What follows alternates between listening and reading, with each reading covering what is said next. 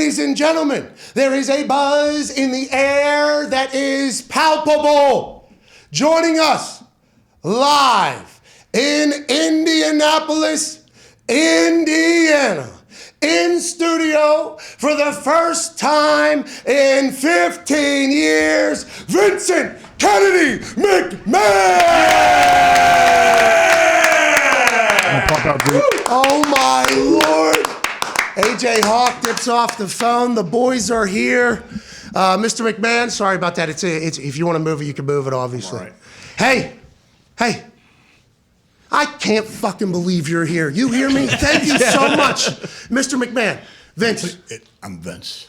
Okay, good. I was wondering what I should call you. Yeah. Right. Okay, I just want to show the respect. I understand when you're off camera, you call me a lot of things. I haven't heard them, but No, not me. Many others, and I think a lot of those people are tuning in today to hear a conversation from you live because I've gotten a chance to chat with you off air, and I've been very lucky to ask you questions, and you give me actual advice. And whenever you were the one that decided you wanted to be here in person, I took a lot of honor in that, and I appreciate the hell out of you being here. This is big for our show, so we thank you so much, ladies and gentlemen. Fucking Vince is here, man. Yeah. Now let's get into it, boss. Just the mere mention of your name, everybody on earth knows, okay?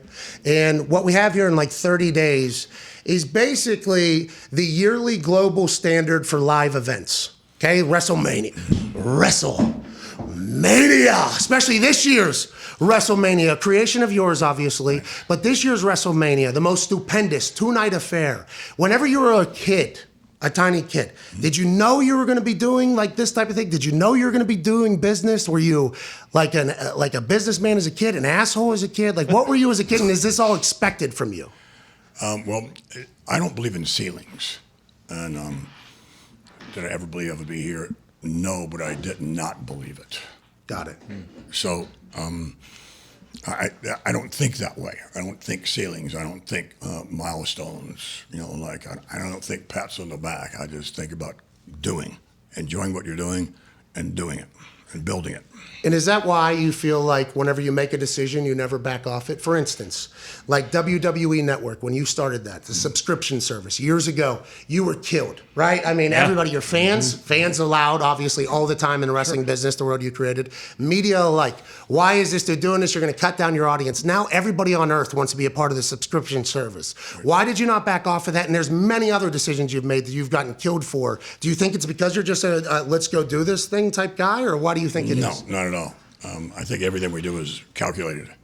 You need to have some really smart people around you.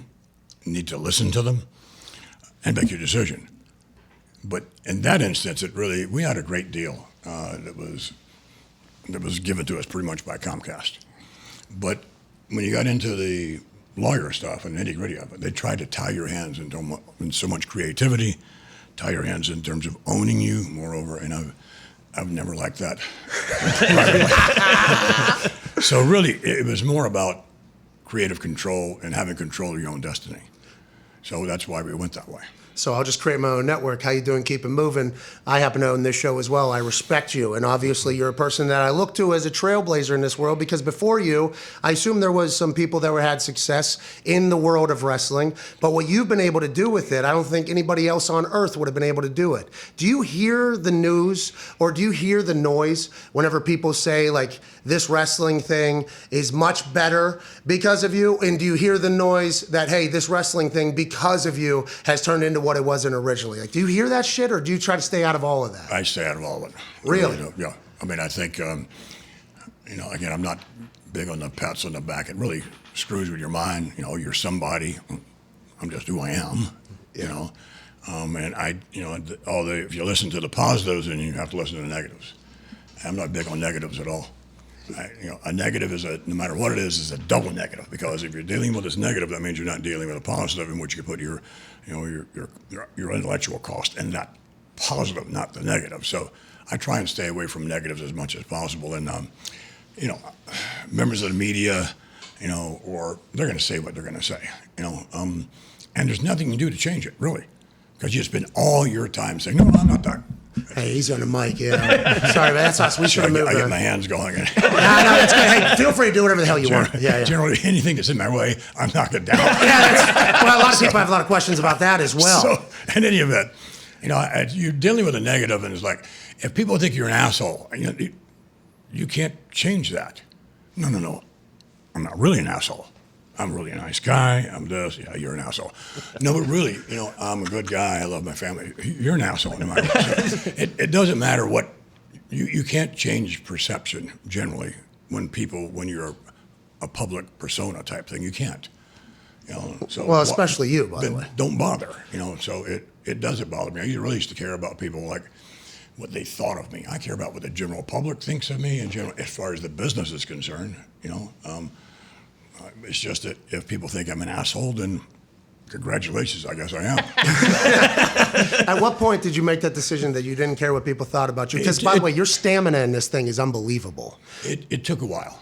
I think and when you're first starting out and you're giving it everything you possibly can and doing it for all the right reasons, and people start knocking you, calling you something that you're not, and what have you, it bothers you at first. And you try and correct it. But then you realize this is not going to work. I'm spending a lot of time trying to correct this, poor image of me. And I'm spending time over here and things I could do from a positive standpoint. So you really do have to give it up. And I don't mean just a little bit. You really just can't care, what members of the media or people that don't understand you or people have an opinion of you no matter what. You just can't care. You have to enjoy the fact, though, that so many people care about the universe that you created, right? I mean, obviously your dad was in the business, but it was not the WWE universe. And actually, this is a question I think a lot of people would like to know, because it is, wrestling is involved in the name. WrestleMania is happening here in like 30 days.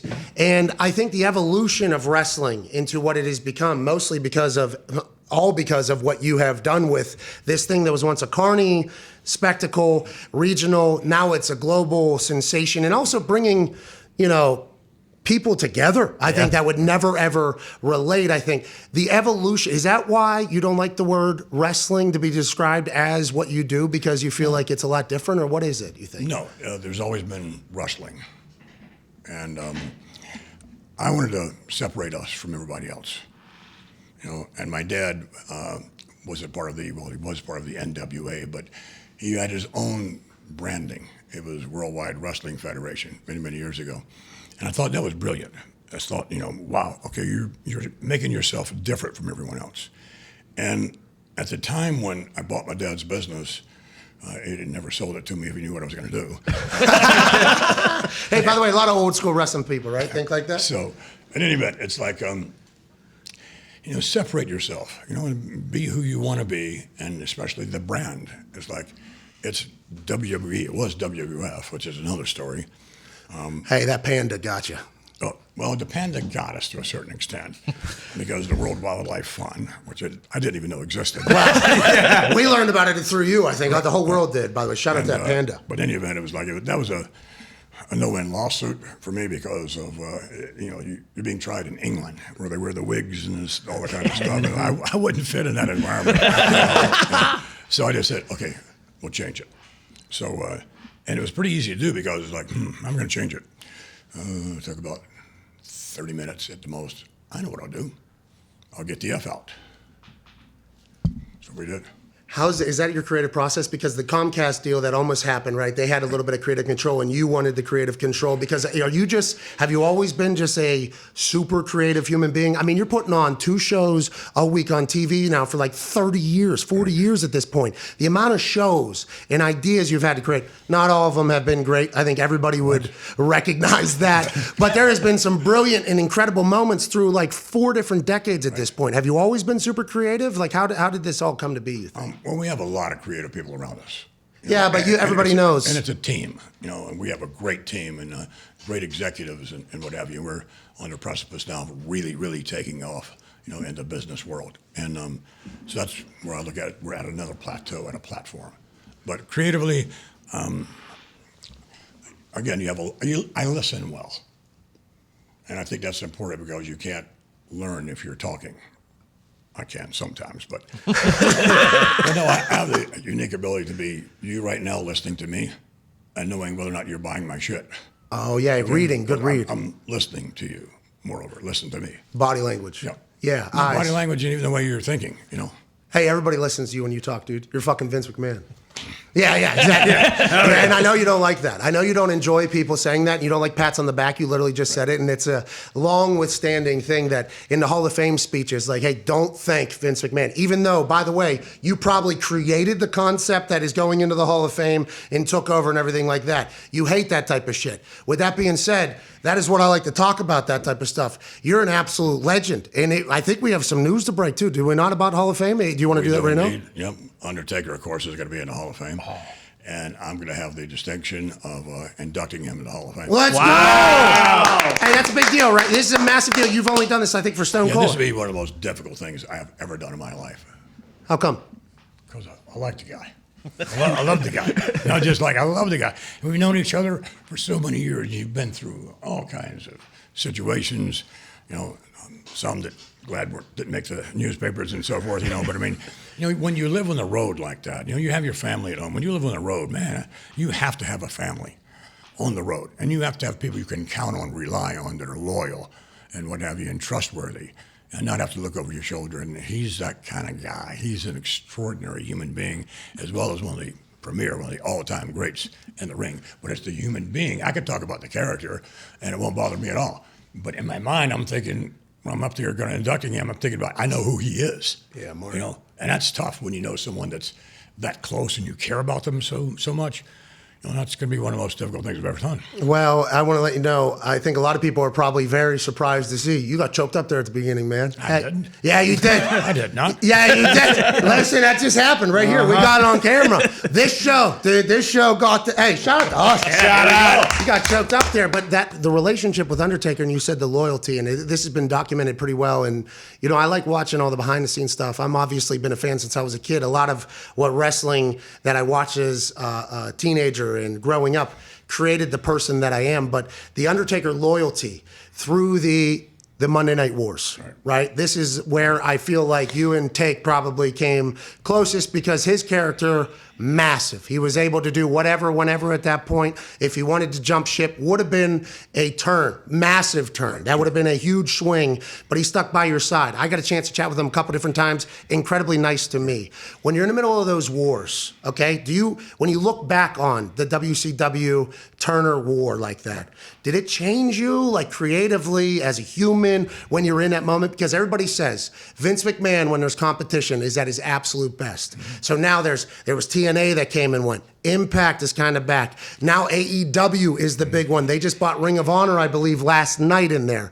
So, like, when everybody says competition makes Vince McMahon better, what do you think that means? And do you believe that, looking back on those two, like, very similar feeling situations? Well, I'm probably one of the few people in the world who enjoys confrontation. So,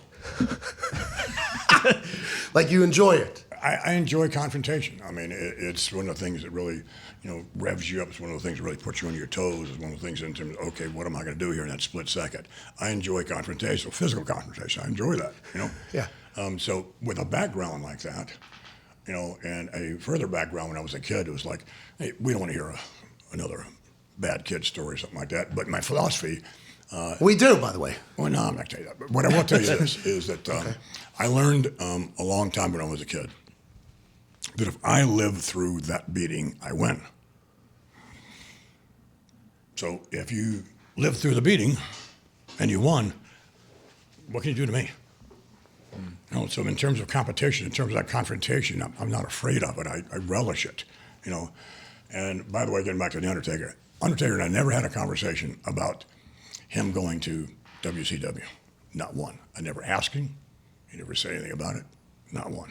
Well, see, that is, I think, why all the documentaries and why you're inducting him is going to be so special, because you two just have a great relationship. And I think you hinted on something that probably not a lot of people have ever heard of, including myself. Sorry to hear you went through that, but that mental toughness, you think you had that you think the mental toughness is potentially what makes you and separates you from everybody else? I don't know. There are a lot of things that, you know, I'm just wired differently than most people. That's all. And that's probably one thing, but I think heredity plays a part in it. You're just who you are, and you accept that, and what your weaknesses are, and your strengths are, and you use them in the best appropriate way you can.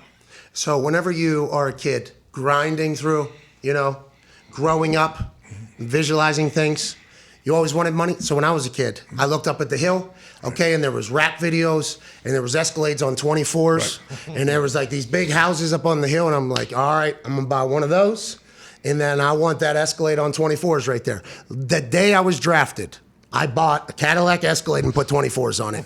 I didn't get my signing bonus for 3 months. That Cadillac Escalade on 24s almost got repoed immediately, and I had to show a news thing. But when you were a kid, you always had dreams of being incredibly wealthy? No. Just successful? Nothing like that? What was? I just wanted to be everything I could be. I grew up in an 8-foot wide trailer in a trailer park, and which was great. I didn't know any different, and it was awesome. Yeah. Which was a step up from where I lived before with no running water. But nonetheless, it's not one of those things whereby, one day I'm going to have a ton of money and that sort of stuff. You want to be successful, there's a better life than where you are right there. you definitely, so you want to reach beyond that, for sure. But it's not, you hear people bullshit and say they would do what they would do without the money. I would, I know I would. But, I don't know what's in the bank. I don't care. There's no difference between me and anyone else. Number of zeros on the end of what you. You got a lot in there. Yeah, I've seen it on the internet. Congratulations, by the way. 8-foot trailer, 8-foot trailer to all those zeros, dude. Anyways, get back to what you're saying. I'm sorry. That is incredible. You say it's not about that though, right? For you, it wasn't for me. I think there was a period of time when, after, probably WrestleMania 4 or 5, I thought I was somebody, and had an ego that way. Not that I don't have an ego, but have an ego that way in terms of, and then it's like, that lasted for about 6 months, and it's like, Vince, you're just like everybody else. You put your pants on the same way, You happen to be very, very fortunate because you're doing what you love to do. And the odds of me sitting in here, and even being alive are astronomical if you knew my background. Astronomical. How come just one thing? We don't have to dive into all of them, but what do you mean by whenever you say that? Like, for instance, I boozed like 5 to 6 times a week for like 4 to 5 years while I got into the NFL. Probably took a lot of years off my life. That is something I'm projecting. Are you saying that because you are 76 years old at this point, you've been on... Wow, this is what other people said. The internet said this. The internet said this. The internet said you're 76 years old and you're still doing it. You're still working though. Like at this point, what do you mean? Like you shouldn't even be alive? You're talking. Well, I'm not working though. Because this is life. You think this is work, guys? None of this is work. None of what I do is work. I love it. I love the people I do business with, and in the organization and out. It's not work at all. None of it is. It's one of the reasons probably I can put in so many hours or whatever it is because it's not work. So whenever you think about the future, because a lot of people on the internet, they say with some of the moves that get made. Now listen, I was in the NFL where I have lunch with a dude. Okay, I go into my meeting. I never see that guy again. That guy was cut. He's gone. This is the NFL. There's only a certain amount of spots. With you, whenever you have to make those decisions to move forward, people always assume that you just have no heart and you do not care at all about any of these people. Then there's podcasts that happen. Each one of those decisions that you make, whether it's to release somebody or, by the way, push somebody or keep somebody, how much weight, are any of those decisions more difficult than others, or is it just always what will make the best show in your eyes? I'm always concerned about what's best for the audience. Always. What does the audience want? And if you have dead weight around you, or you had situations whereby someone's not cutting it, or maybe, and you have an opportunity for someone else to come in, it's like, okay, that's probably the best thing. It was one of the reasons why, with Hogan and a lot of those guys who left me at one time, and why I brought him back. It's like, I'll never bring that son of a bitch back again as long as I live. It's like, when you say stuff like that, you're really hurting yourself because you're not thinking about your audience. You're not thinking about your product. And it's not about you and your ego. It's like, yeah, okay, maybe I really felt that way, maybe I didn't, but nonetheless, it doesn't matter. What's the best thing for business? If the audience wants Hulk Hogan back, you bring him back. if he has value that way. Well, there's a lot of very famous like disagreements that you've gotten through. Is that a business mindset you think to bring people back? Is it a personal mindset, or is it just? It's not personal. It's business. And once I took the company public, it helped me be a better businessman, because prior to that I was running the business mostly with my head, but mostly with my heart as well. And these decisions are so damn tough when you do that, because you know who it is, his kids or this and that and the other, or somebody has cancer in the family or whatever, and all that computes in your head, when you're but once you're a public company, now, you owe stockholders. You owe the business. That's right. It is the business then. So it helps me make easier business and better business decisions, because my heart, there's still some of it in there, but I know it sounds all of it. There is, but at the same time, it's business. And there's nothing personal about it in terms of whether I like somebody or I don't like someone or whatever. And again, sometimes, athletes, maybe more so in our type of business, when they're not given the opportunity, or even if they are and it doesn't work, people from all walks of life seldom look in the mirror and say, Coach's you know fault. what, I was the guy who fucked up. It was on me. Instead, everybody has a million excuses as to why things didn't work. And generally speaking, the heat has to go someplace, the old blame game. And I'm the bad guy. So that's part of the job. Yeah, you're okay with being the bad guy for the business, and I assume that helped for the business to make those decisions. But yeah, in our world, it's always the coach's fault, man. It's the coach's fault. The coach fucked me, hated me. I mean, that's an entire thing. That's our world, and you do take a lot of heat for all that type of stuff. But none of the great ideas. Like, you don't get any of the credit for any of the great ideas or the great characters that everybody beloves. And the people, by the way, that they're actually upset that are leaving WWE, you're probably the one that, maybe thought of the idea or decided how to get that idea going, or you're a part of it. I understand it's an entire team thing. Do you have a favorite WWE moment or favorite WWE run or program or anything like that? Well, I always like to say, like many other people do, is just like, okay, it's going to be the next big moment, will be my favorite, But I think WrestleMania 1 was important to me, because it was like that. I had hawked everything I had, And, You went all in. Oh, yeah, I didn't have any money. Even when I was competing with these other guys, it's like I had a really, really, really strong work ethic, and with the work ethic, I had some degree of creativity, and balls by the ton, and you just go do it, And so that's kind of the way I operate. And these other guys were millionaires. I was nothing. I had nothing but cash flow. I bought the business, what we call mirrors from my dad. I didn't really have the money that I said I had, Promoting, baby. We're promoting out here, baby. It was like a balloon payment thing, they used to call it, where here's so much down, and I don't have the rest of it, but here's so much down, and over the course of a year, they're installments. If you don't make any of those installments, then they keep the money that you gave them and have the business back. So that was over a course of a year. And every installment was, oh my God, this is great. We got this kid's money and we got the business, until the last one. And it was like, what's happened here? This son of a bitch made it work somehow. That you hedging your future on everything going all in. Competing with the other guys, they're millionaires. I really didn't have anything. It was all cash flow. So if I were to go into St. Louis or something like that, which was a NWA territory and not part of my dad's Northeast type territory. It was all broken up in the United States and all over the world for that matter. But, and you're going into other people's territories. It's like, you don't do that. Yeah, the business is real. That's like a real thing, right? Because I see on Young Rock, there's a Young Rock. You're a part of Young Rock. The guy did you see the person who plays you on Young Rock? No. Will you ever? Will I ever? See the person that plays you on Young Rock? I'm gonna doubt it, but no. But it was a young Vince McMahon calling to Hawaii, trying to negotiate for some wrestlers for your territory where you're a young upstart. Right. That wrestling territory game was super serious, right? I mean, that was like, there was like some real, that was strict business, right? It was. I don't know how many different rivers I was supposed to be at the bottom of. Death threats are what they are, and it's like, I always felt like if you could knock off a president of the United States, then I'm easy to get to. Yeah. Never had a bodyguard, none of that stuff. And those days, it was like when you, from their standpoint, invaded their territory. It was like, well, okay, them is not just fighting words. It's like, there's so many times when people threatened me, and it was like, the last guy I said, like, if you want to take credit for it, you better get me quick.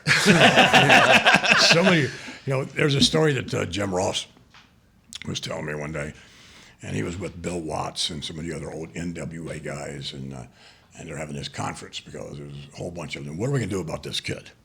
You know, just invading everything. You know, got to do something about him. And so, you know, they couldn't order lunch together. I knew that. I mean, they couldn't do that even together. But nonetheless. What do you mean? Too dumb, not broke? Too broke? No, just egos and so forth. Oh, they didn't like each other either. So they hated you. That was like you were the enemy of all their enemies. I was a Joe. So they're meeting in terms of what can they possibly do. So now Jim is not a part of the meeting, you know. But Jim is now in the men's room, and he's in the men's room in the stall taking care of business, and walks 4 of these most prominent promoters, and they're talking about how they're going to off me. And this guy knows this guy. I know I can do this. This guy did this. It was really impressive. And they all know people, so they're all talking about who's going to off me. So now imagine Jim Ross. Bucko! Bucko kill Vince McMahon! He's thinking, doesn't give a shit about Vince McMahon. He's thinking about himself. Because think about it. So he's on the throne, and it's like, he hears this. He's like, oh no, I'm going to be accessory to murder.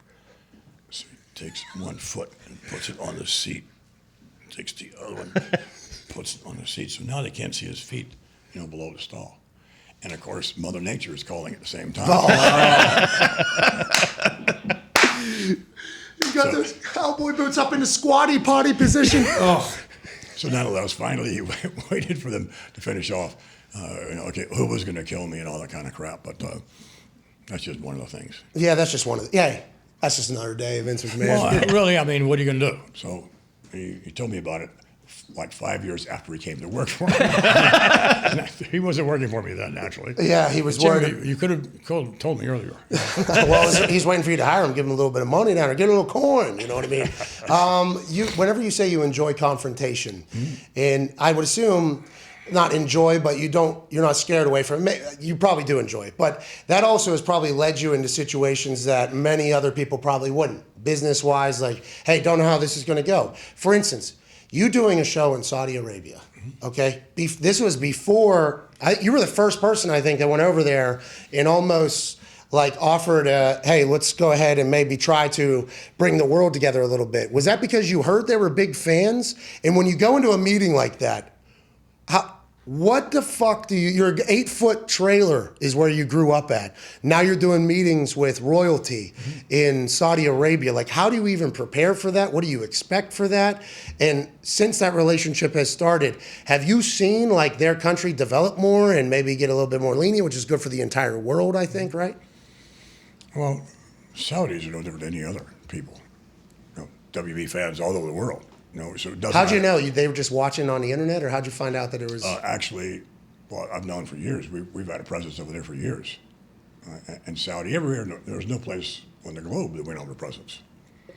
So Saudi fans are, you know, really, really enthusiastic, like they are everywhere else. So it was an opportunity to play before the audience.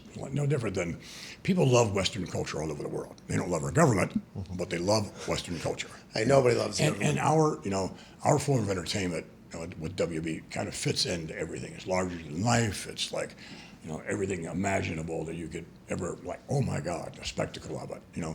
So it fits in everywhere. And we translate it in, I don't know, 40 languages or something like that. But even if there's just English, you get it, you understand. So we've always been, you know, popular everywhere. Saudi is no different. And again, people are people. It's, you know, and cultures are cultures, and you have to respect that. Just because we as Americans, this is the way we should do, this is the way the whole world should be like us. We know the way, and any other way is just not the right way.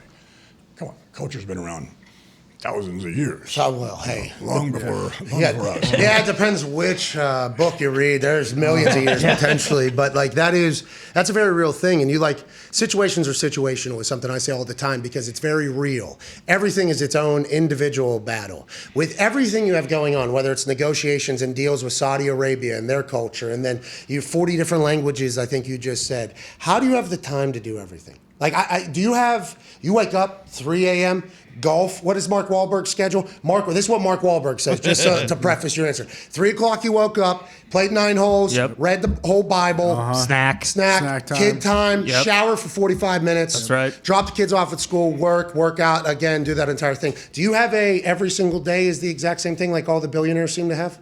I'm not like all the billionaires. I'm not like anybody else in the world. I probably finished training around 3 a.m. Every day? Pretty much. What time do you start? Oh, on a good day, like 1:30. I maybe a little bit more than that. Depends on how much time I can actually spend in the gym because, it's almost like I have to force myself to get out. And I've always overtrained, which is not good for you. It's just that it's my only socially acceptable outlet for aggression. Those weights. Yeah, and then you can't pick some of them up. They weigh too much. The hell I can't. And okay, well, you do the best you can. But always a meathead? What's that? Always super meathead? No. Got into it. No, just got into it. I do this for my head more than I do my body. It's good for you. I love that. I take care of me as best I possibly can and try to eat the right things and all of that. But it really helps me more mentally and psychologically, and so that I can handle the workload and handle all the stuff that comes my way. A lot of it's emotional, because you're doing business with people. And people are people. And they all have problems, and they all have ambitions, and they all have this. And dealing with all of that can be a little challenging sometimes, but it helps me deal with that. And whatever the business problems come, they're good. People get hit by a bus every day. How do you deal with it? Well, it depends how big the bus is. Ever a day you doubted anything was going to happen in the whole run? Like if the bus was too big? Was there ever a day where you've doubted yourself or doubted the business or the company? I don't think there's ever a day that I doubted what I wanted to do. You always wonder whether that's the right decision. And then you learn from that decision, and whether it was good or bad. It was really, really successful, great. Okay, I'm about to try that again in some other form. And how did you make that happen? What were the tools that got you there? And so I don't really have a down day. That's amazing to hear. And I think you've been able to evolve, and WWE's been able to evolve. The network being the subscription service before every other subscription service tried to become a subscription service. And all the subscription services that are trying to become subscription services now, we're taking shots at you for starting your subscription services. But whenever you're talking about all of those different decisions that you make, right? It all comes down to common sense. It really does. Every decision? Pretty much. You need information as much as you possibly can. And then common sense is a really, really big part of that in every decision we make. Any decision that you look back on that was like, that was one that shouldn't have fucking done that one? Like, is there any of those that you look back on where you go through it? Because if... Oh, you don't like negatives, by the way. Why would we even think about it? Exactly. That's 50 minutes ago. What am I even doing? You literally just said you learn from what happened that didn't go well, and that's factored into what you're doing going forward. So... But no, I don't draw any of that. The ability to evolve, though, with the subscription service before everybody else, with the digital platforms and attacking YouTube, which was before everybody else, and you have the biggest YouTube presence in your social media, and just kind of evolving has always been something that you do. Excited to see what you do with the metaverse, by the way. I think we're all very excited. Sure. Somebody came on, I forget who it was. Might have been Bischoff, might have been somebody that said if Elon Musk is going to colonize Mars, or it was Paul Heyman, the wise man Paul Heyman, who grew up in the wrestling business as well. He said if Elon Musk is going to colonize Mars, Vince McMahon is going to get the promotional rights up there, and he's going to put on an event up there. What is next? I'm not saying a show on Mars is next, even though it fucking might be with you. I have no idea. But what is, do you think about the future? How far in the future can you think? Obviously, WrestleMania. The most stupendous WrestleMania in the history of WrestleManias is happening in like 30 days. But when you... It was like, I love branding. We try to brand everything and marketing and all that. It's just fascinating to do that. So you have to do what makes this WrestleMania different. So the word stupendous is not used very often. So when you're hitting stupendous, it's like stupendous. What the hell is stupendous? A lot of people have to look it up. But it sounds good. It sounds grand, like stupendous. Wow, what the hell is stupendous? But it's all I would use that word before, and it's not in everyday speak. Stupendous is not in everyday speak, so that's why you want to do something to get everyone's attention, And then, oh, okay, what's stupendous in WrestleMania, et cetera. So it's things like that. Yeah, so whenever you think of stupendous, how long does that take for you there? How long is that branding? Are you walking around your office that has that goddamn dinosaur head behind? Are you walking around that office? Are you in a suit? Are you doing the billionaire strut around the office while you're thinking that? How long does the stupendous branding, after all these years of doing this? I mean, WrestleMania 38, here we are. Congratulations, by the way. That was before you were born, but that's great. Yeah, but that's what I'm saying. Like, at what point, how long is it, like, that decision is thought of, and then it's like, boom, we're going with it. I have 2,000 other things I have to do as well. Well, I think when you're creative, and some people think it's a burnout factor, it's not really, because if you're concentrating on one thing at the moment, which is difficult for me to do, but and all your creative skills are pouring in, and something else comes this way that's also creative. It's a great relief, because hang on, and you deal with this, and then when you come back, you'll think differently, generally speaking, or what you just learned from that. So it's a big creative wheel all the time that's going on constantly. So you're thinking of ideas, planting seeds in your head for something going forward. That's kind of what I do, by the way. Like, and I don't want to ever compare our brains, because unless I'm doing something, You wouldn't want my brain. yeah, I wouldn't want. No. Yes, I fucking would. Are you kidding me? Absolutely. You wouldn't want my. Hey, you wouldn't want my brain. How about that? How about that? You wouldn't want my brain. That's the whole thing. But whenever you're, probably, yeah, that is 100% true. I don't even know why I put that in there. But you're thinking about stuff just constantly. It's just how you're wired. Do you think so? Like, whenever something comes up in the future, it's like, oh, I had already thought about this at one point when I was maybe, I don't know, Billy strutting around the office or in the workout or in the gym. That's kind of how it all kind of pieces together for you and your creative. You just need to be wide open. And I think being creative is, you just have to stay wide open as far as, your head is concerned, and just be able to accept, whatever's coming in from whatever source. And I'm really fortunate, because I have kind of like a second, not a second brain, but a second wheel that's going on all the time. Oh, nice. I've got the one I'm using right now, and at the same time, I'm thinking of something else right now, in another way that I could easily snap to. And then sometimes there's a third one as well, but it's like, and sometimes all that can get very confusing. Hey, I would want that brain, by the way. That'd be pretty sweet. Hey, whoa, what's everybody saying? So, it's like many times when I get really, really tired, which is seldom, but when I do, wow, but it's so good, because you can focus then on one thing, What a flex that was right there, by the way. It's when I get tired, which is seldom. Very seldom. But when it does that, it's such a flex right there. You know what I mean? But whenever you, I did just that. I flexed. no, like I never flex. Hey, we saw those boobs bouncing on the internet this morning. We saw that thing popping off. Hard work in the gym. I mean, you talked about it. You end at 3 a.m. You start at 1:30. But the creative process and not getting tired, you would think you'd be worn out at this whole thing. But when you get past stupendous in WrestleMania, how far in advance do you have to think for the WWE? What's coming? Like, because you change the game every time you get into it. And I talked about the metaverse and Mars and stuff like that. And Mars, obviously not real. We don't know what Elon Musk's going to be up to. But like the metaverse and things like that, how much do you have to think in the future while also knowing that the current product is what is going to get you there? Like, how do you do that? You have to look at both constantly. You have to look at the big picture and the little picture all at the same time, constantly. Because you want to have an idea of where you might want to go, and you don't always know. But if something makes itself available, I can fit into that. Or nope. And with WWE, we can almost fit into anything, because it's like it's in terms of of the way we think, in terms of the structure we have, and the marketing aspect, and especially our talent. Our talent, by the time they finish, they've graduated from, they have much better than a doctoral or a bachelor's degree, or they when you graduate from WWE, you know how to do. You know how to treat people.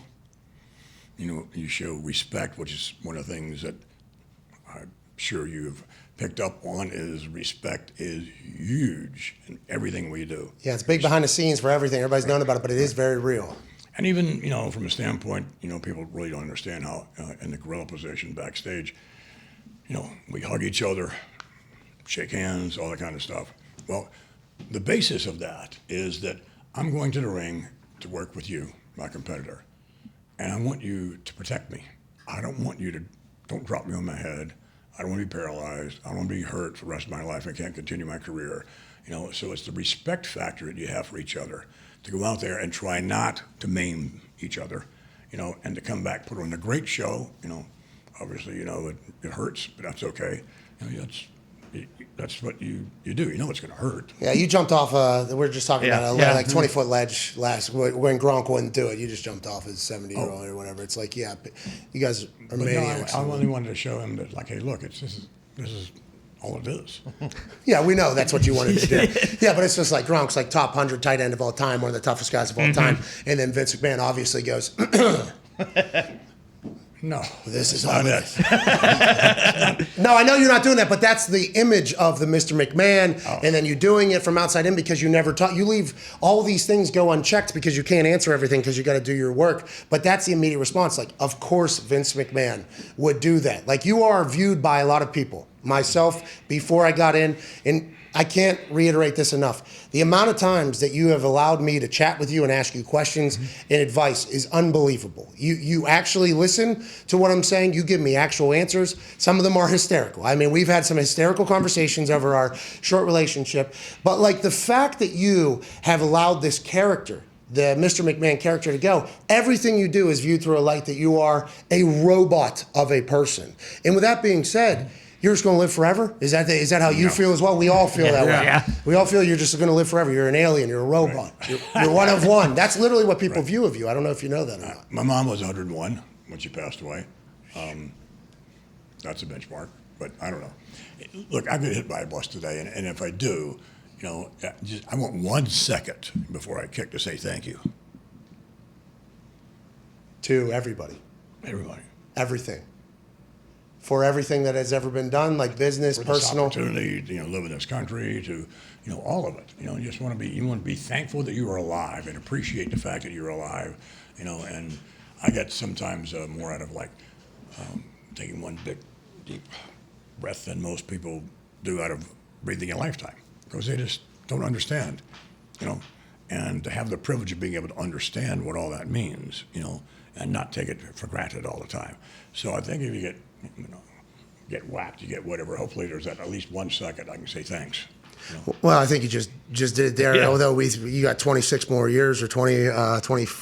Yeah, that's right. Hey, that's fucking math right there, Vince. I don't know if you need. I'm impressed. Hey, thank you. You got that, obviously, but the conversation has been broached with you now, and obviously there's a show, Secession. I don't know if you've heard of this show. Right. It's about a mega wealthy person with the family and the business, and there's been a lot of comparisons to the WWE. People are like, oh, this is probably what's happening behind the scenes. Right. At what point did the future of the WWE be brought to you, and were you not happy about that, like when it happened? Because then there's a conversation about it maybe not being yours afterwards. Like, was that something that ever cracked into your world? Because it is a topic of conversation outside of the WWE very loudly. Right. When do you think that started, and were you pissed that conversation even happened, and is that something you even think about? No, I don't think about it a lot. Hopefully, if you built something, hopefully you want it to continue on, you know, and prosper and grow, whether that's with a family member or without a family member. Because my view is the business is best for everybody, you know, and whether you're a part of it or you're not a part of it. And you have to treat it as such. You have to be objective, you know, and look at family members, whoever it is, just like you would other employees. And quite frankly, I probably have expected more, you know, out of my family members, which is probably not the right thing either. but we really that's going to be a big deal right there, what you just said. You know that, though, absolutely. But nonetheless, it's like you have to do the right thing for the business. So if this person is not working out, then they shouldn't be a part of the company. So whenever you think about the business, what is your overarching view back on what you have been able to build this far? You never get to do it. I know you never get to do it, but in this moment, I would like you to do it. Like, you have to be. Thank you. Yeah, you have to be pretty proud, right? I don't want to do what you tell me to do. I apologize. That's on me. That's on me. That's on me. I apologize. Unless you insist in its confrontation. Hey, by the way, I'm okay with it too. I will have a good time with it, but no, I'm just joking. But I think at some point, I hope for that 1 second where you get to say thank you, you get to look back and say, like, you know what? I inspired a lot of people. I changed the fucking world. I changed a lot of people's lives. You've employed a lot of people. For every release that happens, people forget about who's coming in and getting pushed. Right. Like, what you have done for the world, I think at some point you should say thanks. And I understand you probably hear a lot of heat. I know a lot of these previous conversations that have happened, people always want to get like hey, tell me why you made this decision that didn't work out well, or this decision that worked out. I think you should be celebrated more than you actually are. And I think that's mostly because I got a chance to meet you, but also because you're a dude attitude that all of us kids that didn't grow up with money hopes that we can go get it and follow it along. So I hope you get a chance to think about that in that 1 second as well, since you won't do it right now, obviously. Right. All right, fuck off. Ladies and gentlemen, I can't thank you enough for coming in here. Is the show over? Do you want it to be or no? You want to? The boys probably have questions. Fire away. Let's go. Go ahead, Ty. Vince, I'm curious, when you look at the state of the business right now. Before I answer your question, because I'll interrupt on occasion, but I want to offer you something. Okay. Do I need like a pen or something? You probably need a chair. Yeah. So, and that's where you normally are. You know, it's like, and I know you love what we do, and you're a part of the team, big time. And people in the organization really enjoy you, and fans all over the world really enjoy you being you. You know, and you can't find anyone. I can't imagine back in the day Bob Costas standing up on a desk and dancing. Okay, but you're you. You know, and that's why it works. You know, and. So with that, it's like I'd like to offer you an opportunity to actually wrestle at WrestleMania. Oh, it'd be a dream, boss. In the ring. Now, it would be the difference, though, when you played for the Colts. It would be the difference of like, okay, you're the punter. Okay. But now, in the ring, you're going to be a linebacker. 24 tackles in the NFL. No big deal.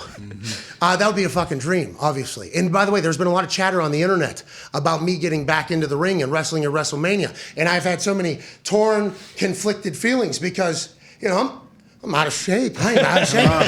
There's a lot of vitamins that go into these lungs, Vince, and like the things coming up. But WrestleMania is something I've obviously stolen from you. By the way, back in the day, we'd go to whoever had the black box would steal WrestleMania. So sorry about that. I probably owe you like $7, $8, $99 or so like that for that whole thing. But obviously, it is the standard at WrestleMania. I would love to. That'd be an absolute I'd love honor. to see you in the ring. We'll find some worthy opponent for you. Put you in the ring. Wow. Awesome. Holy shit. Hey, huh? Did you see the ring when you walked by, by the way? I did. I was impressed. You have your own ring. Yeah, I got. It looks like a standard WA ring. Well, listen. I don't know if that's how hard your rings are, but goddamn, that thing hurts. That thing hurts like hell. This is incredible, by the way. Awesome. Is this a real deal? I mean, are we really? Yep. No, I don't bullshit. I don't do that. Let's go. Here we go. Hell yeah. Let's go, dude. Huh? What? What? What? What? Hey, I got a big right hand. What? What? Big right foot. What? Wait till I bring that goddamn knee out. What? And then the millions. And millions. The people will go banana lands when that left with the rollie on it comes from the pocket. Pow, right in the kisser. What? Hey, that's awesome, man. I'm pretty excited. I think it'll work. What do you guys think? Yeah. I think it'll work. Let's go. You versus Taker? Jeez. I don't know about that one. By the way, the most stupendous WrestleMania in the history of WrestleManias. That's not a lot of days away. No. Better get working. Yeah. All right. Start running. Yep. Let's go ahead and wake him up. Wake him up. I'll be a part of that. Is an honor, and I appreciate That's that. awesome. I really appreciate that. Can the boys ask you a couple questions? Hell yeah, fire away, guys. Hey man, that's really cool. That's awesome. I got this aura ring on. Right. It'll tell me my heart rate. You know, I assume whenever you're like, I'd like to make an offer to you. My shit just went right up there. I was excited. Good. Thank you Great. so much, man. Yeah, That's awesome. that's- Thank you. That's fucking awesome. Now we'll have to handle the business side of it, of course, but that is an entire other conversation, and we'll figure it out. Go ahead, Ty. When you look at the state of the business right now, do you find that it's either more difficult or easier to cultivate and like create superstars than it was maybe 10 or 20 years ago? Or ultimately, is it up to kind of that person to get themselves over? No, it's a team effort. You know, if it's a character, then you have to really be into that character and bring that character into the ring. You know, not just be a character. The audience is not going to buy that. You know, you have to really buy Undertaker, the primo example. You know, we could never break him, ever. And I tried so many times. You know, even on camera, taking a risk of trying to break him. You know, and to get him to smile or something. Dance, right? That was the whole Never dance. could, you That was know. the whole dance moment where you're telling him to dance, I believe, right? Yeah, well, there's take-a-rooney. So it Yes. was a spin-a-rooney Yep. type thing, you know. I think it was out in the state of Washington. It was after the show was over. And we're trying to do all kind of stuff like that. Nope. Almost got him, but you can see, if you ever see that footage on network, you can see the look at him. He's like he's trying not to smile, but he knows, you know, but I'm getting close to getting him. And it's just he never broke character. He's just for all the right reasons, just a wonderful, wonderful human being. But you have to, if you do have a character, you have to really, no different than acting, same thing. And our performers, the reason I call them superstars and not just wrestlers, is because anyone can wrestle, either poorly or well. I didn't mean, when I said poorly, I look at you, then I didn't mean All right, I'm in WrestleMania, dude. All right, I'm in WrestleMania. I don't know what to tell you. But you're right. Everybody can wrestle. So it's like, do you want to be, and again, back to branding and marketing, so do you want to be a professional wrestler or do you want to be a WWE superstar? WWE superstar sounds a whole lot better to me than being a professional wrestler. So I think the quality of human beings that we have and the enormous amount of talent that they have is because you have to have acting talent or reacting talent. You have to have that. You have to have this ability to really want to grow because, in our environment, you grow. I believe if you're not growing, you're dying. Right. Myself. Oh. So.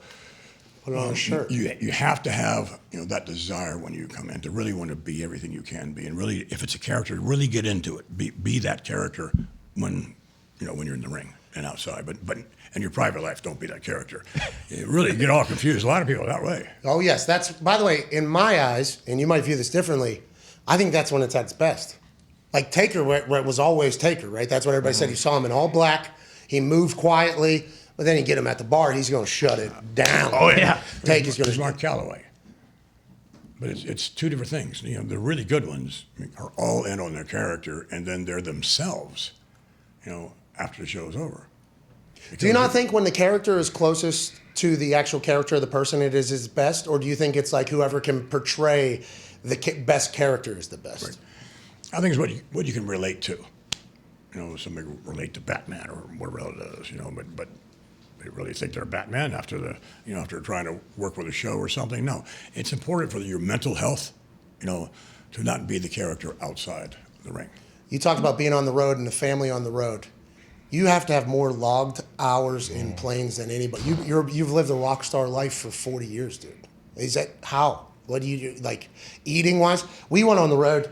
What do we have? We had 6 pizzas. Oh yeah, gained about 60 pounds 70, in 6 months. 65, 70 pounds. Like, and Cheesecake every night. And you said you're never tired, right? You said, seldom tired. Like, that's what you said earlier. Like, how have you been able to maintain this rigorous schedule while also not completely destroying your body? Because you hear about rock stars, you hear about roadies, you hear about people that live on the road. You've been able to maintain energy, creative stamina, everything like that while being on the road. Do you attribute that to anything, or what do you think?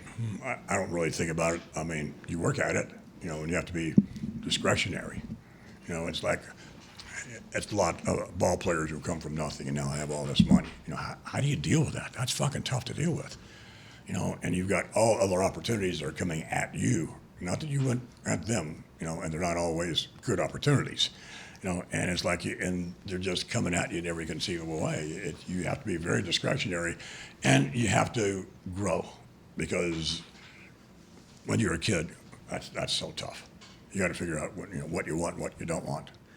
Yeah, but you flying out here is absurd to think about. We're on the road to WrestleMania right now. We're in Miami on Friday. Madison Square Garden's on Saturday. I don't know where Monday Night Raw is. I probably should. But then you're there on SmackDown. And then we have the most stupendous WrestleMania. You fitting this into your schedule, I just assume it would be impossible. But when you're traveling, are you just working the entire time? Sure. Yes. You've just taken your entire life on the road, basically. But I'm having fun. Yeah. I mean, it's not like, okay, I'm working, yada, yada, yada. I mean, I'm having fun the whole time I'm doing that. How's that Wi-Fi on the plane? Pretty good. That's good. Yeah. You watch this show? Yeah, you watch this show all the time. Go ahead, Connor. Yeah, when COVID first started, I think you were on a council with like a lot of the other commissioners of the major sports. Right. Was there ever a thought for you to like miss a show or anything, or did you immediately like almost have a plan ready just in case this happened? I think I like to do our own thing. So, and everything's different. Look, whatever the guys in the NFL do or whatever it is, they do. They're a little higher profile and so forth, and I get it. But I was determined that, even with this COVID stuff, that we weren't going to miss a beat. Couldn't have an audience. We never missed a show. And that's a credit to our performers as well, in terms of like, because again, they're gifted and they work hard at what they do in terms of their skills and in so many different directions. I mean, you're talking about an unbelievable. That's why they're superstars, not wrestlers, and they have this thirst for everything that they can possibly do to make them a better performer. Quite frankly, they're becoming better human beings. So it's what I decided to do was, okay, we had this training facility, which we still have. It was smaller then, and it would keep us in a kind of a cocoon balloon type thing. Yeah. So we tested, did everything imaginable for people coming in, our people and others, to make sure it was safe. So we put on a show every week, brand new programming, and with no audience. That was difficult because you have to, as a performer, then you have to go, okay, I just got this shit knocked out of me, and it's like 1, 2, 3, they're reacting, and then come back. So you have to listen to that in your head. Yeah. Instead of just going through the motions.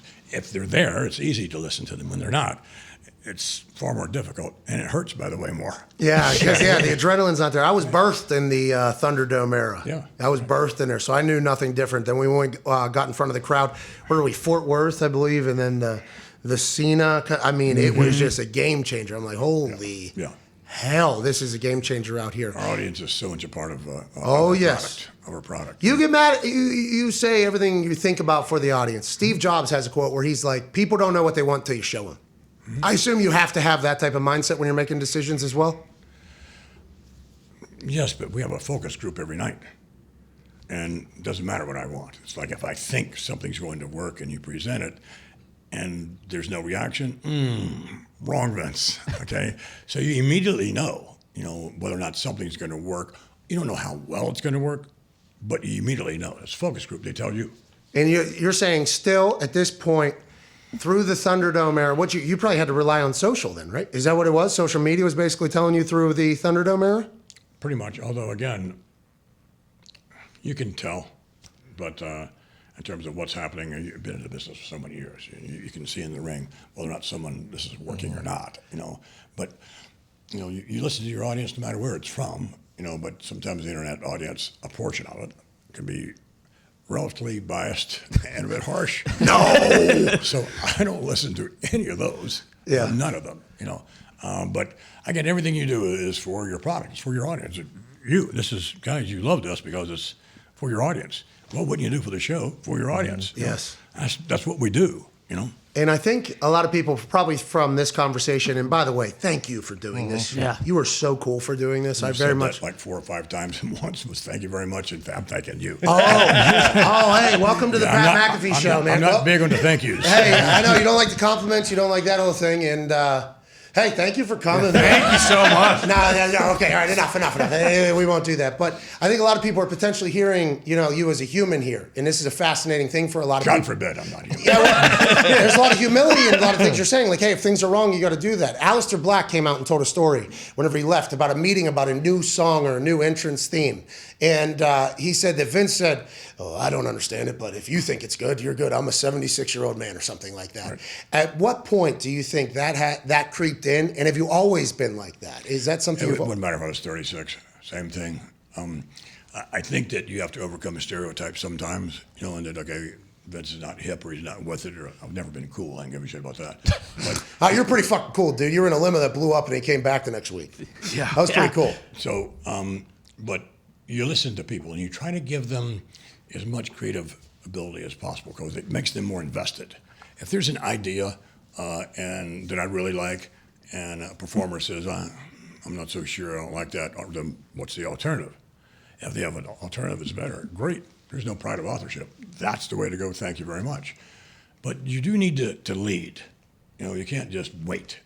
So I guess probably what Steve was saying. My guess is you need to lead. That's for sure. You need to give. Here's what I'm offering. Not buying it. Okay. Here's what I'm offering. So I guess that's probably what he meant because you can't dictate, to the audience what they're going to like. So I don't do well with bosses. It's very well documented. What's that? I don't do well with bosses. It's pretty well documented, right? I think that is something that a lot of people, it's on the internet, not in your world, but on the internet. And I think it's because I'm not 100% sure I appreciate their brain or where they're coming from because I know some of the decisions that they've made in the past. So it's hard for me to take them serious when they're saying something about me, and they probably don't understand me anyway. So, all right, you can fuck off. I've done that. So when I sign with the WWE, everybody on earth goes, I can't wait to hear how you react to Vince in your ear telling you exactly what to say, how to say it, and everything like that. And I said, I think I'm getting an incredible opportunity to get a billionaire's brain into my brain on a product that he created because I like to learn from everybody. I would like to learn from you. You in my ear is awesome. You, since the very beginning, and I don't know how or how many times you thought about not doing it, you've let me just do my thing. Like, I am very, very pumped about that. And it went against everything that was said about you. So I think you saying there that you got to lead, like, yeah, it's your company, but people potentially presenting another option to you and working with it, that's a massive part that never gets chatted about in the creative process, I think, personally. Yeah, but if I didn't like what you were doing, then you wouldn't be doing it. Yeah, true. But really, again, to the audience, if it's not about my personal taste. If it's not getting over, if they weren't like really like, I think he's a fucking cool dude. I like the way he performs and yada yada. If you wouldn't be there, but you appeal to the audience. That's what we're all about. You're having fun doing that. And we all have fun doing what we do, right? And you create things and what have you, and it's a blast. It's again no work. It's just constant. It's so fucking cool. I'm going to knock that thing over here. I got backhanded. Hey, listen, I know. It's like 3 times now I've lightly touched it. Hey, I know you got big, strong mitts out there. We were trying to figure out what the proper microphone setup was going to be, by the way. We thought about a table with a stationary mic. We went with this one. Do you think we made the right move here? It wouldn't matter. Okay. You're not down either one of them? Brock also broke Yeah, Brock, those are the headsets that Brock threw up into the rafter. So cool. Hey, will you explain that guy, Brock Lesnar? What a one of one that guy is. He really is. And an extraordinary human being. Yeah. A smart son of a bitch. Good businessman, good business. Oh, my God, yeah. In general, he's really fucking intelligent. Yeah, absolutely. And people that, again, it's that misperception. You have someone that big, and it's like, oh, yeah, well, he's a Neanderthal. Okay, he looks like a Neanderthal. He's smarter than you, pal. Yeah, and he will listen, by the way, to everything you're saying, and then he will have his own. I've been very, I've gotten a chance to learn about Brock now at this point and chat with Brock off air. There's another guy that I'm like asking questions for, like advice from everything. I'm like, hey, can you help me in this particular situation? I love him, but the amount of superstars that have come out of the WWE, and obviously Brock gave you a lot of credit. He said on this show right there before he broke the previous one that you're probably going to break, and then threw his headsets up there, he said, my relationship with Dana White, much different than my relationship with Vince McMahon. Right. Vince McMahon is more like a dad to me. He taught me a lot of things. Now, he said there were some bad times. I made some decisions, and he hindsighted it. But he views you as like a mentor, a father, and I think you guys still chit-chat and go through that. And he gave you a lot of credit for why he's had success outside of the WWE, at the UFC. But you don't just think about Brock as awesome. I fucking love Brock. I'm very thankful for Brock. But if you go through the history of the characters that have been created in your universe, I mean, The Rock is the biggest star on earth right now. Right, yeah. Stone Cold Steve Austin can do whatever he wants, whenever he wants, however he wants, because he's there. Bill Goldberg, now obviously he starts at WCW, but his entire career continues and grows even more whenever the WWF and the WWE get in there. It's like these stars that get created in your universe live on forever. Do you keep in touch with all these people? Are those conversations happening still? Some. It's not like I forget people. I love for them to stay in touch with me, but I'm busy today doing this, or busy, I'm gonna get it, busy, doing other things. But I don't lose contact with those individuals you mentioned. Some that are further down the line. I do. I try to make sure our company stays in contact with them. That's a big part, right? Good graces is good business, right? Yeah, it's good business, but everyone helped pave the way to where we are now, and I'm always appreciative. Ever how small that was or how big that was, always appreciative. For everyone who ever stepped in the ring, and helped us to get to where we are now. That Attitude Era was outrageous. Hey, it was outrageous. That television was insanity. Stone Cold Steve Austin coming down with a beer truck, shooting that thing into a crowd. Austin! And we watched clips from the Attitude. What was that like? Was it just we're going to show up and put on the most insane show that anybody's ever seen every single night? Is that what the Attitude Era was like, looking back? Pretty much. It was, again, just so much fun. It was like you being able to do this as opposed to the standards of a network and no, you can't do this and you can't say that and all, So we were able to, and at that time, think about in the 80s, it was a Wild West. So we added a little extra sauce on that, and just had a blast. You ate a bedpan there at one point. Right to the head. So Steve, before we're doing this, for 30 minutes, Steve is walking up and down the hallway. And I'm doing the setup in terms of producing, directing, all the lighting, all that kind of shit. And the first thing I was doing was Mick Foley with Mr. Sacco. So Steve's walking, I hear him just like, I said, what have you been doing? Well, I was wondering whether or not I should hit you in the head with this bedpan. What a business! This is your world, by the way. Yeah, I know, it's a wonderful world. I mean, there is nothing like this world. I mean, it is so wonderful. Well, Mr. McMahon, I was wondering if I could hit your head with his bedpan. What? It's a Texas accent. Well, then he starts hitting his head with it. Like, I don't think it's going to hurt that much, but this fucking thing is thick as hell. And of course, when it's showtime, you don't even think about it. Showtime, you just lay it in, and here we go. But that was fun. He said on the show during that era, we asked him a question, and I think it was the cement in the Corvette where it blew out. And he said before the show started, he said, they handed me the keys 2 minutes before the show started. I didn't even know how to drive it. But I fucking hit the Corvette because it's live TV. Right. Like, what is it about live that you love so much? God. You're on the edge, and I've always said that nothing can go wrong because the audience doesn't know what was supposed to happen. So it's a lot of pressure, though, isn't it, to put a live show on 2 times a week for 40 years? Yeah, I know, but it's so exciting. Yeah, there's pressure, but that's what you do. You live for that. Live for those moments, and when something really great goes down, it's like yes, and it's like you've seen a gorilla. We've done something really, really good, and they come back through that curtain, hugging, clapping, and all that kind of stuff. Way to go! And other times when you don't do it well, that's a different feeling. Hey, we'll see you next week, all right? Have a conversation with your son. Michael Cole, 25 years into this thing. Horrible human being.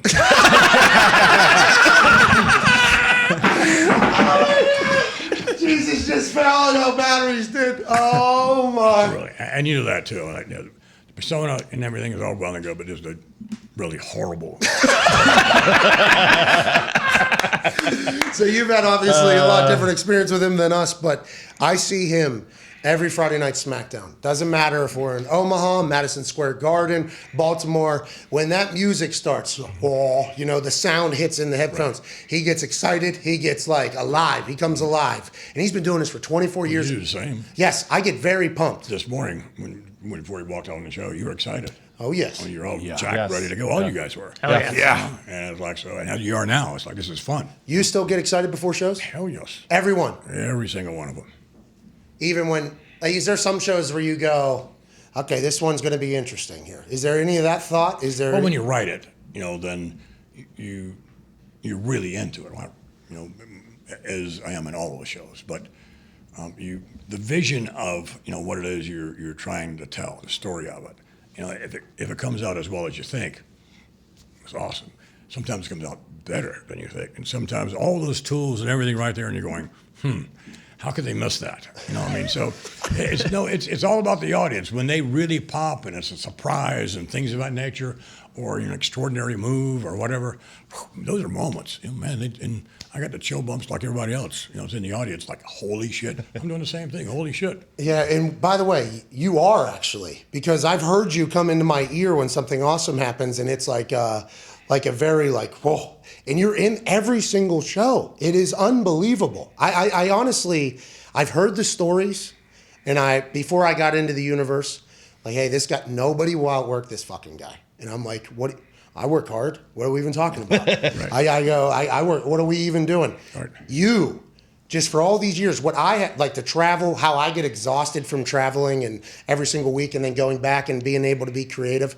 You bring the energy every single show. Yeah, think about our crew. Think about all the many members, that do that twice a week. I was like, man. And sometimes it's difficult for the corporate types to understand that because it's not done anywhere in the world. No one does. We have the largest traveling show in the world. No one understands that, nor should they ever, nor should they give a shit. All you care about is what's on the screen. But there's so much of everything that goes behind. And our vast organization, our production folks are absolutely the best in the entire world. Yeah. But every guy, we've had cameramen who have been with us for 15, 20 years.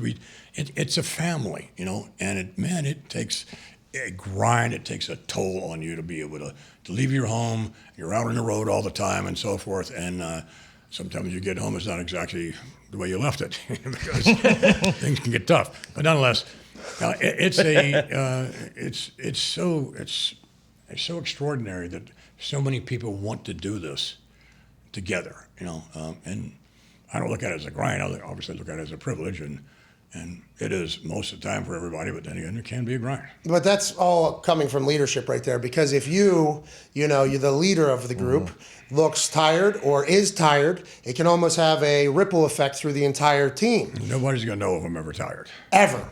No. Seldom, by the way, you said earlier. But why would you? I mean, because it's no different corporate. I can have a really horrible phone call, a horrible meeting, okay, and now I've got 10 seconds to walk into the next room. Am I going to bring that in? No. That's really, really bad business to do that. So whatever it is that emotion you had there, okay, when you walk into that next room, be your normal self, smile, this, that, and the other, and you may be dying and pissed off up the yin yang, or in here, oh yeah, and there sometimes especially, but why bring that to the meeting? If you're angry or whatever it is that's bugging you, right away, it changes the entire complexion of the meeting. So what do you, like your leadership style? Did you watch other leaders? Did you read books? Or is it just something that came naturally to you? And how have you evolved, do you think? It's moreover, I'm sort of a student of psychology, but street psychology. Trailer park psychology. I'm, right, that's exactly right. Yeah. I'm the kind of student I am is that I didn't have, my grades weren't good enough to get into college. So I've always been a horrible student. No learning skills. I'm sure I had every learning disability there was, although there were no names for them then. Yeah. I was expelled so many times for fighting and crap like that. I wasn't in school a lot. So I didn't like school. I didn't learn how to study at all. So I had to go to summer school to get into college. And then it took me 5 years going to every summer school to get back in. It took me 5 years to get through a 4-year curriculum. Easy for me to say. Curriculum. Thank you very much. Yeah, I got you. Thank East Carolina, right? Harvard to the South. Yeah, that's it. I went to the Harvard of West Virginia University. I did not graduate. Did you? I graduated. What was the major? Business administration. Oh, so that's And that's another story. That's so many fucking stories. So here, I don't have, I don't have the grades to graduate. I'm slightly off. So if I went from a B+ to an A-, that would help me. So I forgot the subjects. And I wasn't going to graduate. And it was like, man. My wife at the time,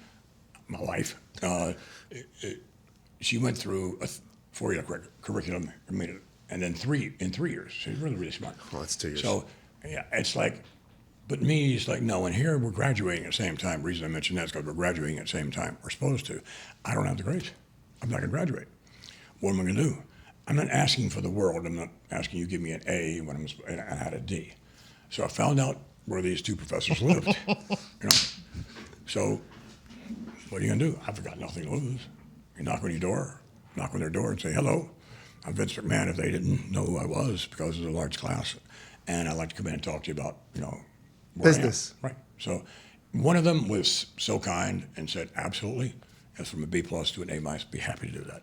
And the other one was such an unbelievable asshole, didn't want to let me in his house. That's bad business. No, and I get it. It's unusual for a student, to find out where you live and knock on the door. I get that, but I didn't have anything to lose. So there was a bit of confrontation and so forth, and he was going to call the cops. Call the cops. I still don't have anything to lose. Really, I don't, Yeah.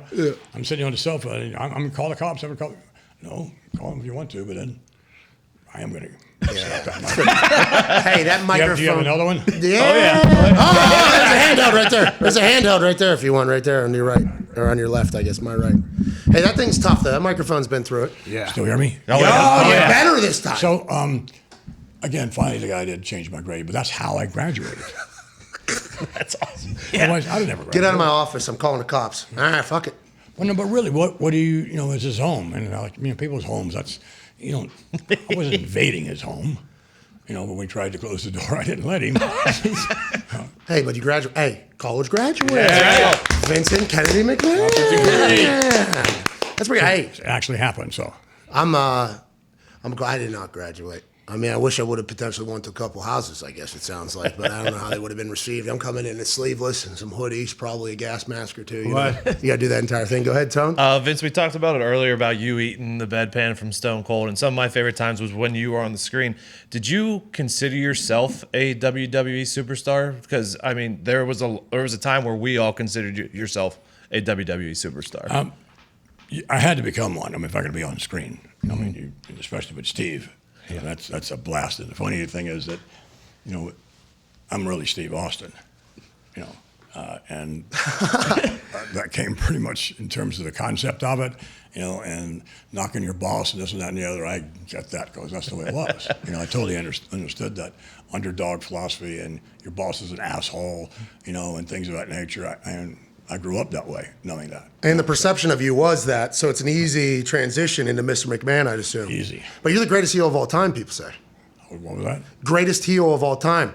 Everybody was like, that guy's an asshole. Yeah. Everybody. Right. And it was. Well, the other thing, too, is when you're committing to a character, as I said before, you have to really get in. So you have to want people to really dislike you. I mean, you want people to honestly really dislike you. I guess maybe it's pretty easy for me to do sometimes, but when you are really into that character and you think of things that that motivate people, and when you even lying from a standpoint is like, people think I was lying when I said, like, you don't lie. Yeah. Really, you don't lie sometimes. Ever. I mean, it's like, come on, you're any number of lies that you tell every day, little ones, sometimes they're big ones and what have you. But nonetheless, it's like topics like that people can relate to, and being able to, to mash the emotional buttons and to get a reaction like that, man, that is a thrill. You loved it. So whenever you went to performer almost on your own show, it was a game changer, even more so. Like, hey, I love this because you were a commentator, long time. Hey, I'm going to be the voice of my product. Okay, my show. This is how I would like to go. I'm going to. By the way, one of the greatest commentators of all time as well. Congratulations on that in your own business that you created. Obviously, that's going to happen. But from that to the performer to being hated by everybody, that just brought a whole new level of fun and thrill to the business that you're already in. Absolutely. The difficulty, though, is when you're performing, then you can't produce and direct. That's so difficult because you have to commit so much into that performance, and I much rather being on the other side of the camera. That's where all of the action is, and you can live vicariously through every single character that walks out there, and whether or not they're doing it well or whatever, If you yourself are the character, it takes so much emphasis to be able just to do that well, then I miss out and everyone else does as well in terms of me directing them and producing and so forth. So it's difficult to do, really is. You saying that you're Steve Austin or whatever is so hilarious because when I did that middle management promo, there was a big ha ha ha ha in my ear afterwards, which I absolutely loved. You blew your quads out running down to the ring. And is there any other injuries that we haven't heard about that you've gone through your body? Actually, blown the left one out twice, but that was very unique. Not too many people can, sever, the quad tendons at the same time. that takes talent. Put it on the resume. All right. Oh yeah. Because you have no use of your legs at all. No, I mean, when you sever your quad tendons, and again both of them at the same time, it's like you can't walk, you can't stand, you can't anything. It's just you. So you have to learn how to walk all over again. Yeah, rehab. You have to learn that rehab is, so important when you do all that. And it's like if you go too fast, then that's not good either. I like to push myself as hard as I can, but you can't go too fast. So in any event, things like that. I've had all kind of neck surgery. I've had tricep surgery. God, I can't think of all the damn things I've had. Sternum surgery. Sternum, spine. Yeah, that. What's this all from? Just like, hey, walking around in your Corvette? What is this all? Is this from bedpans to the back? What is all the injuries from? It's a combination of a lot of things. Because you still remain. I mean, videos hit the internet of you squatting. Yeah. You're still. I don't know if you're in the shark pit or if the bar, the one that I saw, but you're still squatting like weekly. I think you're still putting the bar on your back. I don't always do 1,000 pounds, but we do that like we do. Is that how much it was? That was not like a joke right there. No, it's 11 plates on each side. You can, and it's tough to get 11 on. Jesus. But you can. But they're hanging. They're hanging by. That microphone could not put 11 on each side. No, that soft ass microphone right there. So at any event, we only do that once a month because you don't want to press too much. But now, as soon as WrestleMania is over, then okay, now I can go have fun with it and really load up. Yeah, your trainer, I see him around. He's a great guy, Mike. He's a terrific guy. Wonderful human being. Hey, you got an entire crew of people. You said the team. Like, obviously, I've gotten a chance to meet Bruce and KD and the entire backstage, Frenchie, everybody that's in my ear. The people that have been around for so long that have helped you do this. All incredible people, even though the internet says a lot of shit. Like, I've enjoyed the hell out of meeting everybody. They're so professional. Yeah, they're really professional and good, all-quality human beings. That's important to have really good people around you. Very important. Hey, Mike Cole, good guy. Wow. Michael Cole's a good guy. That's your opinion. And I don't know, you don't want to hear this, but you're a good guy too, dude. And the reason why, in this latest version of why you're a good guy, you flew all the way out here for this conversation. Yeah, but I was late. Yeah, you are. Yeah, I mean, I don't want to apologize for things. Somebody don't do that. You know, if you're late for a meeting or you're late, there's got to be a really good reason why you were. You know, so walking in and apologize, I'm sorry, I'm late, kind of like thing. It doesn't mean anything to people. So it doesn't. Don't That's apologize. real. There had to be a reason you're late right now. So, like, So I listen. don't want to walk in. I apologize, guys. And then the next thing people want to say is tell you why. I apologize, I'm late because I had a flat tire. I don't give a fuck what you You're late.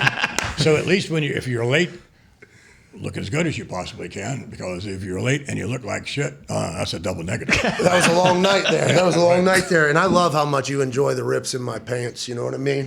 Hell yeah. You like those right there, Vince? A little hole in the leg, show off the hammy, you know, a little bit of the quad. You love my fashion, right? That was the biggest thing that you said, you know, I like the way this guy. Fashion? Yeah, my fashion. That looks good on you.